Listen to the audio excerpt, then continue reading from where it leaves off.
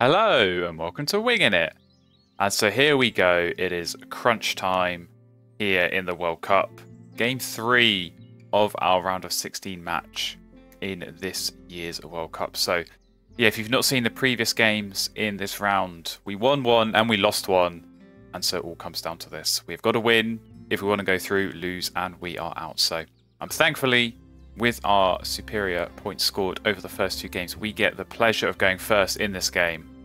So let's jump in and let's see what we've got to work with in our starting hand. And okay, unfortunately, not looking too great there.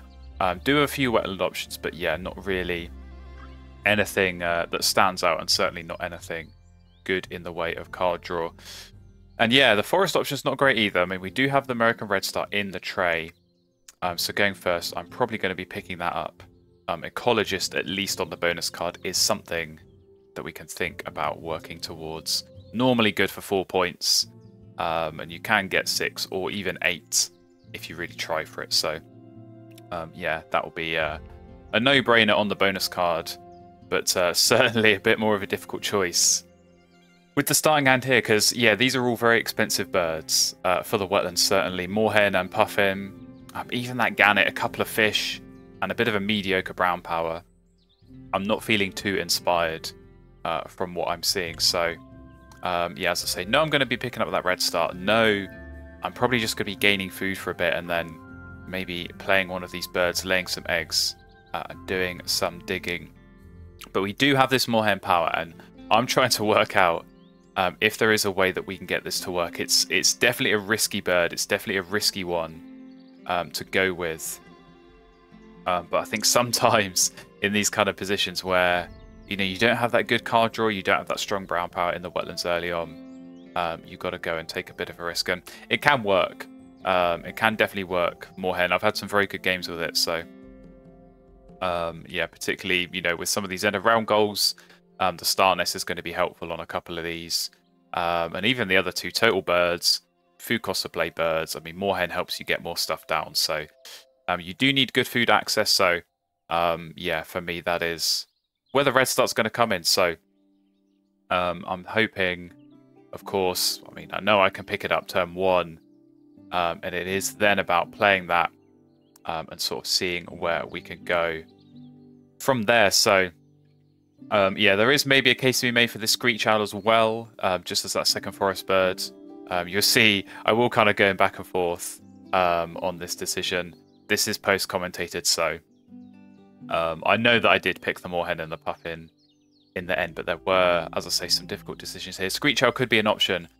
What really put me off was the fact that if I keep the Puffin and the Moorhen and the Screech Owl, it's only 2 food, so ideally I'm going to be keeping the food so I can play this Red Star, and then you play the red star, you take food. By the time you start to get the Screech Owl down, it's a little bit slow.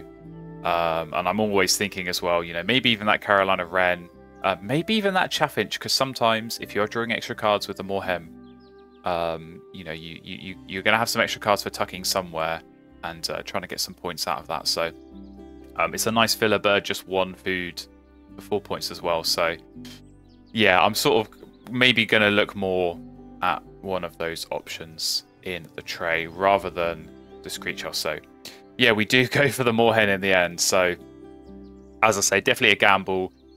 This is by no means a safe play, but it was a pretty awful starting hand. So I think sometimes in those kind of positions, you've got to take those gambles. And as I say, Moorhen, it is going to help for some of these end of round goals. It's always nice, I think, to know that you've got at least something you can play with the Moorhen. So my early game is all going to be about getting food, getting set up, get this Moorhen down, and just keep on taking food.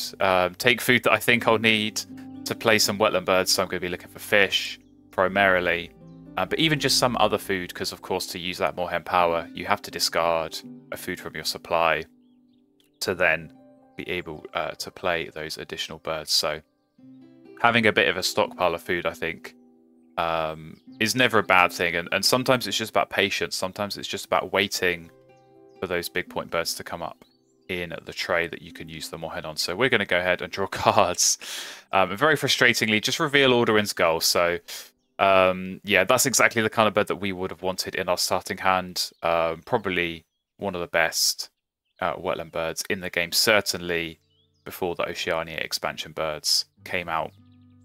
So no surprise to see my opponent go and grab that. But maybe a bit of a lifeline because Common Cuckoo pops up. And I think that is a pretty ideal bird in this situation. A couple of reasons. First of all, we do need that second bird in the forest. As I say, just build that out, get ourselves a bit more food going, so we can, first of all, get this Moorhen down, but then use the power later. Second of all, pink power, get myself some free eggs. That can often be the struggle when you're running with Moorhen, is having the eggs to play these birds, because you need to be gaining lots of food, you need to be getting eggs from somewhere as well. So yeah, Cuckoo I think could help out, and we've got loads of worms in the feeder there, so certainly, yeah, gonna just go and grab a couple of those. So the early game feels straightforward. We can lay some eggs, get this Cuckoo down, and just keep taking food. Plenty of star nest space as well on the Moorhen is going to come in handy, I think, with the pink power. Laying some eggs down there. So yeah, as I say, we just proceed as normal. My opponent had a really good start here in the forest. So I think it was a chickadee and a nuthatch. There we go, in the forest. I would have loved that. I mean, with the Moorhen, that's amazing. You can get a couple of food, get a couple of points in your forest. Very, very nice. So yeah, they're really well set up. They've got the card draw as well, with this Alderman Skull that they found as well. So definitely not feeling great, definitely feeling up against it. Of course, they had a really good start in game 2 as well, so yeah, definitely feels like it is going to be a bit of a struggle. But who knows, Moorhen, it's a high potential bird. It's high risk, high reward. That's how I see the Moorhen from my point of view, at least. So we'll see what we can do with it. We are going to take some food, and we do get the food for the Moorhen. So I found it quite interesting in my opponent. They had the food for the gull on their previous turn. I thought they were going to play and lay eggs and then start drawing, but they went for food again. So this plays massively into my favour, because now they can play their Alderman Skull, and they're going to have to lay eggs on the last turn, and that's going to give me the free egg in the Moorhen. So we're going to tie this end around in a position where I think they could have won it. Play the gull first, lay eggs, you win the end of round, but now for them to lay eggs and get an egg on their gull to compete for this end of round, they have to give me a free one. So I like these positions where you can put your opponent in a tricky spot and sort of force them into making you tie an end of round if they want to compete for it. So just makes them think a little bit more carefully about their approach. So they didn't lay eggs, and we go into round 2, and it's a bit of a kick in the teeth because bush tit pops up, and that is probably going to be an amazing bird for them, because they've already got loads of card draw. They played the Brant on the last turn of the final round, which I found quite interesting, considering that the tray was not especially good.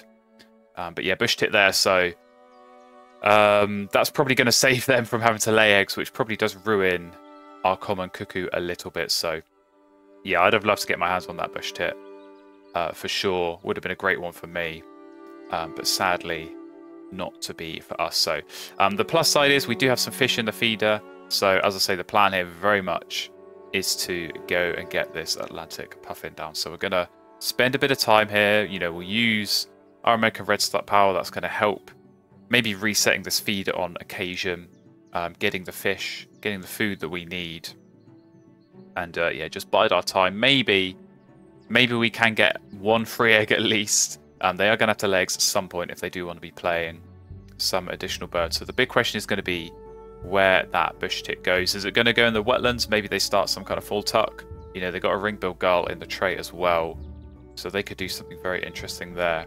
I would definitely be hoping it goes in the grasslands, so they do lay lots of eggs and give me some freebies, but I think it would be a lot smarter for them to avoid doing that, considering how much I need the free eggs. So yeah, they do go pick up their ring-billed gull, and they reveal chipping sparrow. So yeah, this put me in a tricky spot because I have to deny that. I have to block the chipping sparrow. I mean, it's good for me.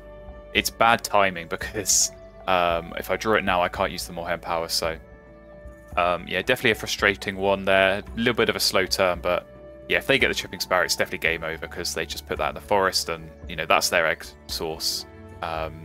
Even more strongly than just having the bush tit, they're going to be yeah, getting eggs from their forest as well. Already with 2 points from the caching power, can't let them have that. So as I say, it is good for us. So we do still need these eggs if we are going to use the Moorhen. And chipping sparrow, no doubt, is going to help with that. So we're going to keep taking food. We're going to keep not finding fish, which, as I say, a little bit annoying, but what can you do? Hopefully just get some more rerolls and see what we find. But yeah, the plan very much here is to, as I say, get the puffin down and see what else we can find. So my opponent, they're still very aggressively going for food, so they must have found some good stuff. Thankfully, they leave us the fish, so no messing about. We're going to go grab that pretty quickly. And we're going to pick up a rodent as well, because what I'm thinking here is Greater Roadrunner could be one that we pick up when we use the Moorhen power. And looking at this end of round goal, you know, we've both got 4 birds down, we've both got 2 turns left. There is potentially a way that I can at least force a tie to yeah, get our extra birds down. So we do go ahead and pick up the Roadrunner. You see my opponent did play Bobolink, so they've got some more eggs to play some birds. We're going to play Puffin, and we're going to find Omnivore, so not a bad bonus card. Definitely helps having just picked up the Roadrunner, so that's another couple of points. And from Ecologist, another couple of points as well. So yeah, you'll see we're tied 5 birds apiece here. And certainly my opponent playing that Bobolink, you know, they wanted to get eggs without having to lay eggs and give me one, so definitely a smart play. And we have a bush tit in the forest, which I've got to say is definitely a kick in the teeth, because denying the sparrow to block their forest egg source, they get one anyway, of course, getting that bush tit down. So we do tie the end around. But yeah, we are definitely going to struggle for eggs now, because they're pretty much set. With a 4-point forest now, they got loads of extra cards. So no issues for them, I think, there. But yeah, we come into this third round and no good wetland birds in the tray. I was definitely hoping that something could come up that I could go and grab and, of course, use the Moorhen power. So in the absence of that, we're just going to take some food. We're just going to stockpile. As I say, you know, maybe we'll do a bit of digging. Maybe my opponent's going to take that purple martin. You know, they have been going for some tucking birds, so they've still got that ring-billed gull. They might be playing that in the wetlands. Martin gives them options, so maybe I'm hoping I can tempt them just by leaving it. Maybe they'll pick it up, put it in the grasslands, and lay some eggs, particularly with this third end around. And yeah, if I can get some freebies there, that is going to help me a lot. So yeah, as I say, just maybe tempt them into taking it. Maybe they'll reveal something nice. Maybe a nice whooping crane's going to pop up, and I can go and play that with the Moorhen. So yeah, it's definitely a difficult position here. I wasn't really sure what I should be doing. They do take the martin in the end and reveal a turtle dove, so that could potentially be an option to go ahead and play in the wetlands with this Moorhen, but we don't have the right food for it, so we're going to go ahead and pick that up first. We'll get another fish, because wetland birds, they need fish. So we'll try and sort of preemptively get that. And yeah, just hope that the turtle dove is still there. You know, they've already got a lot of cards in their hand. This is kind of the point of the game where they want to be getting food and playing some of those birds. So, and partridge pops up, which ordinarily with Moorhen is amazing. Unfortunately, doesn't quite fit so well in this second column. So probably not going to get too much use out of it. But we will pick up and play the turtle dove. We're going to find breeding manager, which definitely sucks. But that's the gamble you take when you play these kind of bonus cards. So yeah, a shame. But we do at least get an egg back with the turtle dove. So that is going to help. That's going to help a little bit for sure.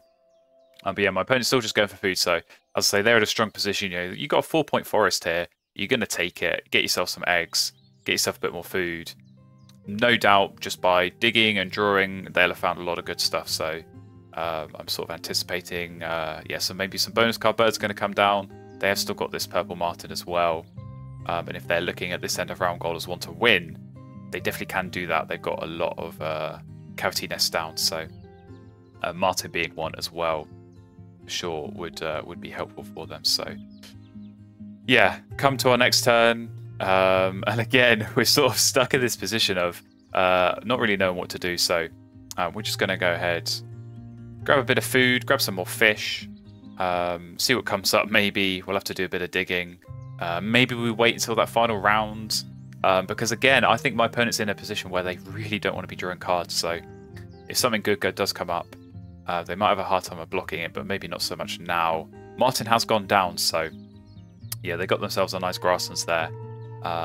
So I'm sure they'll be laying eggs for this end of round. But potentially, as I say, with our cuckoo, we're going to be getting some freebies coming our way, hopefully. So we'll have to kind of wait and see on that and see how it goes. But yeah, 2 turns left. We've already got eggs on our 2 cavity nests, so no point kind of going out and doing anything else there. So we'll just grab a couple of seeds. Maybe this partridge, maybe it could be an option. I'm sort of thinking in the back of my mind, you know, maybe there's some universe where I draw a grassland double playbird. I can play those and then just egg out for the rest of the game. Maybe try and hit this breeding manager as well. So yeah, there are some options. As I say, a lot is going to depend on what comes out in this final round. So Bear Sparrow goes down. I definitely found that interesting. Definitely felt quite late for a bird like that getting the extra eggs. So I'm trying to work out in my head, you know, maybe they got Prairie Manager, maybe they got you know, the Ground Nest bonus card, something like that, to kind of tempt them into playing Bear Sparrow. Because yeah, otherwise, you know, maybe it means they're going to lay more eggs, because I think you wouldn't play a brown power like that unless you're going to lay eggs pretty much for the rest of this game. Otherwise, I just don't think you necessarily get the value out of that. So we are going to go ahead and draw and gamble. And we found a White Stork, so yeah, I mean, definitely fortune on my side there to find a nice big point wetland bird.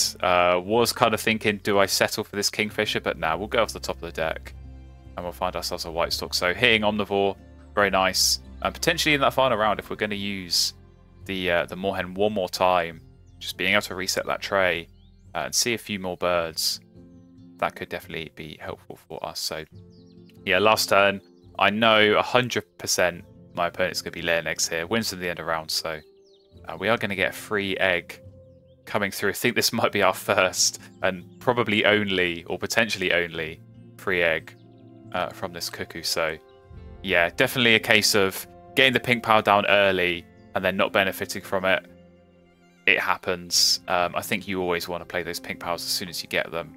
And yeah, hope that you can benefit from those free eggs. But sometimes if your opponent can get something like that bush tit or like this chipping sparrow that I've got, and they can find a way of getting eggs outside of the grasslands, it can be a struggle sometimes, and it can be a bit of a paperweight really on your board, not generating much value for you. But yeah, we come here into this final round. We don't have the big wetland birds that we're looking for, so yeah, we've got a tricky end game here. We've got some difficult decisions to make, trying to balance the needs of the end of round goal.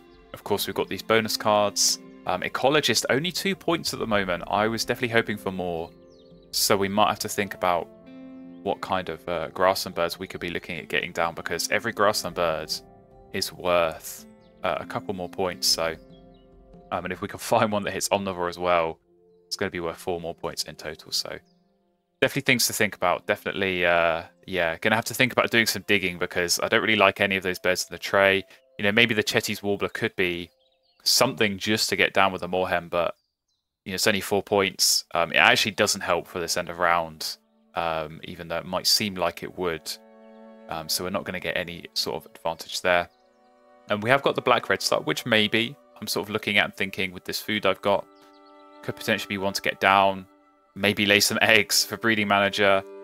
Maybe in the wetlands could be the way of getting the red star activation, and maybe getting 4 or even 5 eggs off it. So yeah, definitely a tricky position. But I've got to say, I think this is a bit of a tricky position for my opponent as well. The fact that they are taking their time and thinking long and hard about their first turn in this final round kind of tells me that it's not obvious for them either. I think the most dangerous position to be in is where your opponent is taking quick turns in the final round, because it means it's very obvious what they should be doing. It means they've got some big point birds or some nice bonus card giving birds that they want to play, and then maybe just lay some eggs to finish out the game. So yeah, the fact that they're sort of thinking and calculating, as I say, is definitely good. It's definitely some positive to take, knowing that it's not just me who maybe has a bit of a difficult time in this end game here. But yeah, as I say, is maybe going to come down a bit to digging and gambling off the top of the deck. Maybe using this White Stork and just seeing what we can find to try and get some points from this Moorhen. And alright, it comes here onto our first turn of this final round. And you see my opponent plays the common Chaffinch. So that definitely was not something I was expecting. They don't have a lot of cards in hand to be tucking. But it does, you know, flesh out their grasses a little bit more. So maybe they are just going to lay eggs. Maybe that is their plan. Like I said, when you play the Baird Sparrow, I don't think you do that if you're not going to just be egging out the rest of the game. So maybe they've not got great stuff. Maybe they just want to be laying eggs, getting those tucks, getting those extra eggs. And I mean, yeah, even if they're giving me a free egg, they're still scoring 5 points each turn, and they can still, of course, use their Chaffinch on the final turn to be getting some even more tucks there. So might be straightforward for them from this point onwards. But as I said, it's definitely not feeling too straightforward here for me. So I'm just trying to work out, count my turns. You know, do I need to take food again? Do I need to be laying eggs? Maybe discarding some food there. Do we go for this black-red start? Do we just gamble? Do we see what we can find? How are we looking on the end of round goal? So if I do think my opponent's just going to lay eggs, I think we're probably set on the end of round goal. You know, they'd have to be taking food, and even then, they only get 2 food. So, you know, there's only a limited number of birds they can really be playing that are going to score highly on this end of round. So we should be looking pretty secure there, regardless of what we do. But yeah, like I say, just sort of counting here, looking at their egg space as well. 21 egg spaces. If they lay eggs, those 4 remaining turns get 5 eggs each time. They're going to be fine on egg space. So that's another thing I think it is always worth paying attention to and seeing what your opponent can do. And of course, for us, we're going to be benefiting from these free eggs. You know, we've got plenty of that right space, the cups and the ground nest space from this cuckoo. So yeah, we should be okay there. But yeah, lots of calculating, lots of things going through my mind here. Like I say, sort of considering my options, mostly feeling kind of annoyed that the score isn't looking very good. 55 points with that end of round coming through as well. It's not really where we want to be. So, and with that in mind, I'm definitely thinking about gambling. In these positions where you're behind, you have to gamble and you have to see what you can find. Look for those big point bonus card birds. You know, Whooping Crane, please. I'm hoping you can come up. We are going to take this red start, as I think that could be a good option. And now the red kite appears, which is a very, very interesting option, especially when you have got Omnivore Expert and even potentially for an Ecologist play as well. So yeah, definitely the best option of the 3 in the hand. And now the calculating continues, because we've got to work out, you know, can we play this red kite? Do we just want to play it on its own, or do we want to play it on top of a bird?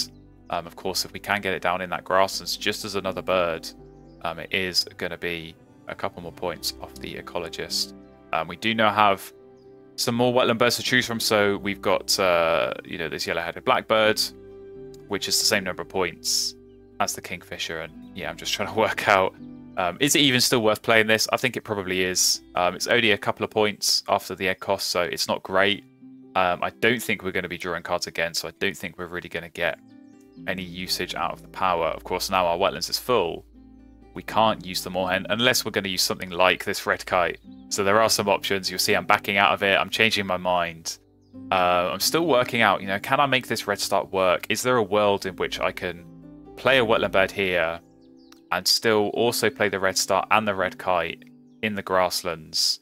You know, get more points off the Ecologist, maybe get some eggs as well through this red start power. So yeah, lots of options here, lots of things going through my mind, trying to work out the best way to negotiate this. And I think it is going to be some combination of those birds going down and maybe laying some eggs, because the problem is, I think if we want to be doing the red kite and the red start, it does mean another turn of taking food, which is maybe not ideal. But we do go ahead, we play our blackbird, so yeah, it's as I say, not amazing, but it's something at the very least, a few more points. So yeah, 4 turns left.